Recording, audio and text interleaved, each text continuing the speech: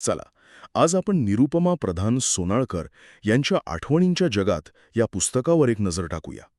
तुम्ही जरा विचार करा, वर्ष आहे 1968 आणि तुम्ही जर्मनीमध्ये आहात.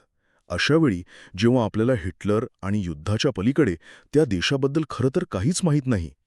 हे पुस्तक म्हणजे लेखिकेने तिथे घालवलेल्या तब्बल 36 वर्षांच्या अनुभवांची एक गोष्ट आहे. मग काय आहे बरं या पुस्तकात इतकं खास? तर सगळ्यात पहिली गोष्ट, हे पुस्तक जर्मनीची एक पूर्णपणे वेगळी, एक मानवी बाजू आपल्यासमोर आणतं. म्हणजे युद्धाच्या इतिहासापलीकडचा जर्मनी कसा आहे, तिथले लोक कसे आहेत, हे आपल्याला थेट लेखिकेच्या नजरेतून कळतं. हा फक्त एक प्रवास नाहीये, तर एका संस्कृतीला जवळून समजून घेण्याचा हा एक प्रयत्न आहे. पण हे सगळं सोपं होतं का? अजिबात नाही. आणि तोच आपला दुसरा मुद्दा आहे, सुरुवातीचा संघर्ष. विचार करा, आजूबाजूला कुणीच इंग्लिश बोलत नाहीये. भाषेची अडचण आहे, एकटेपणा आहे.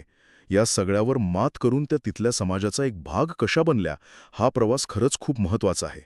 आणि हो, तिसरी गोष्ट जी या पुस्तकाला खूप विशेष बनवते, ती म्हणजे ही फक्त एका व्यक्तीची आठवण नाही, तर यात आपल्याला 3 पिढ्यांमध्ये बदलत गेलेला जर्मनी दिसतो. म्हणजे महायुद्धानंतरची पिढी, मग आलेले तरुण आणि त्यानंतर आलेली इलेक्ट्रॉनिक क्रांती. या सगळ्या बदलांची कहाणी आपल्याला यात वाचायला मिळते. थोडक्यात काय, तर आठवणींच्या जगात हे पुस्तक एका परक्या देशाला आपलंसं करण्याची एक सुंदर गोष्ट सांगतं.